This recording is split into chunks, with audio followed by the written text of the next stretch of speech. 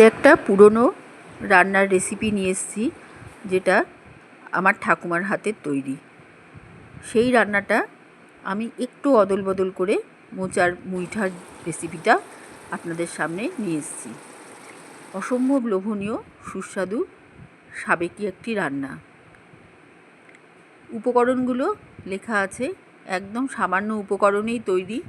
একটা শুধু স্পেশাল গরম মশলা রেখেছি, যেটা তেজপাতা, ছোটো এলাচ, দারচিনি আর জিরে বাটা দিয়ে।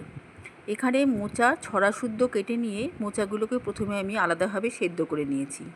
এই সেদ্ধ মোচার ওপরে বেসনে ছড়িয়ে একটা কোটিং করে নিয়েছি, কারণ মোচার মধ্যে যে কষ ভাব থাকে বেসন সেটা টেনে নেবে, তবে খেতে অনেকটা সুস্বাদু হবে। একটা জায়গায় বেশ কিছুটা মটর ডাল বেটে অল্প লবণ মাখিয়ে তার মধ্যে কাঁচা জিরে একটু মাখিয়ে নিলাম। মুখে দেওয়ার সময় এই জিরের ফ্লেভারটাও পাওয়া যাবে।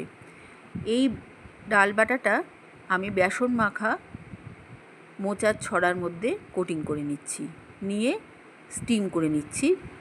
ফুটো থালার মধ্যে তেল মাখিয়ে গ্রিস করে স্টিমে বসিয়ে এই মোচাটা আমি স্টিম করে নিচ্ছি। এটা একটা অভিনব রান্না। মোচার মুইঠা আমরা সাধারণত সেদ্ধ করে বেটেই খাই, তো এটা একটা মটর ডালের একটা কাঁচা ভাব থাকে, যেটা খেতে খুব লোভনীয় লাগে। ওপর দিয়ে আমি একটু সর্ষের তেল ছড়িয়ে দিলাম, কারণ একটার সাথে যাতে একটা না লেগে যায়। এবারে মুইঠাগুলো আমি সর্ষের তেলে ডিপ ফ্রাই করেই ভেজে নিচ্ছি।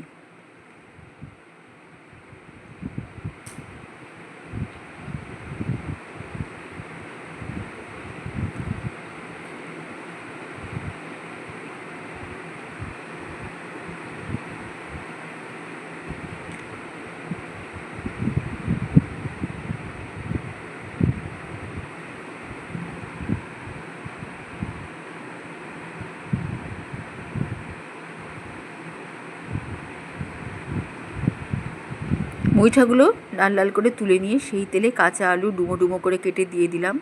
এটা কিন্তু আলুগুলো আমি ভাজবো না, এটা কাঁচা আলু দিয়েই তৈরি হবে, আর এটা মশলা সেদ্ধ গ্রেভি ঝোল হবে। কাঁচা আলু দেওয়ার পরে আমি এর মধ্যে একে একে টমেটো বাটা, কাঁচা লঙ্কা বাটা, আদা বাটা দিয়ে দিচ্ছি।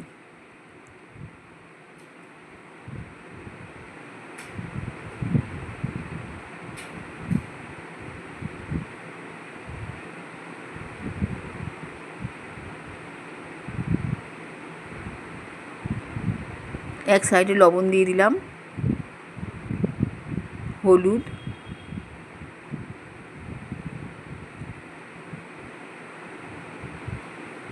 জিরের গুঁড়ো,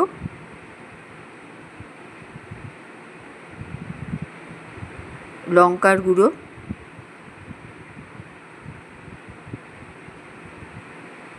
সামান্য জল,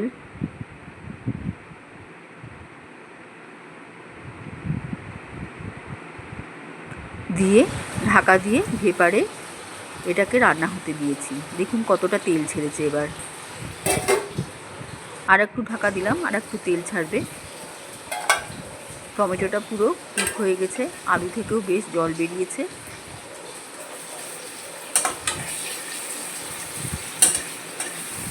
একটু কষিয়ে দিচ্ছি।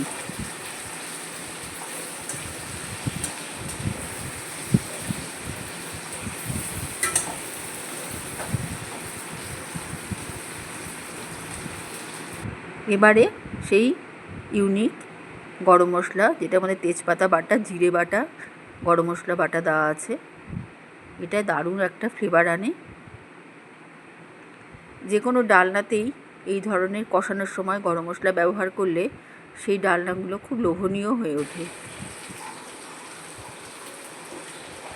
এবারে আমি পরিমাণ মতো ঝোল দিয়ে দেবো।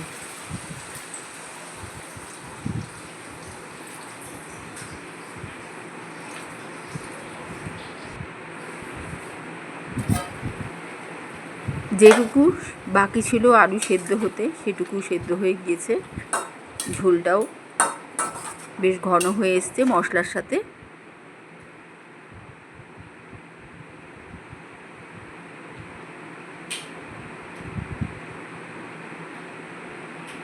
সামান্য জিরে ভাজা গুঁড়ো ছড়িয়ে দিলাম। মুইঠাগুলো সাইড দিয়ে দিয়ে কড়াইয়ের রেখে দিব ঝোলের মধ্যে। মাঝখানে আলু থাকবে, আর সাইড দিয়ে মুইঠা দেবো, কারণ এগুলো ভেঙে যেতে পারে। আলু এদিকে সেদ্ধ হবে আর মুইঠাও ঝোল টেনে নেবে। প্রথম পাতে এক অনবদ্য রেসিপি, খেয়ে দেখবেন, আশা করি ভালো লাগবে। এই রকম পুরনো সাবেকি রান্নার রেসিপিগুলো ভালো লাগলে আমার চ্যানেলটি সাবস্ক্রাইব করবেন, আমাকে একটু এগিয়ে যেতে সাহায্য করবেন। আর বেশি কি, আজ এখানেই শেষ করছি। দেখতে থাকুন স্বাদ বদলের রান্না।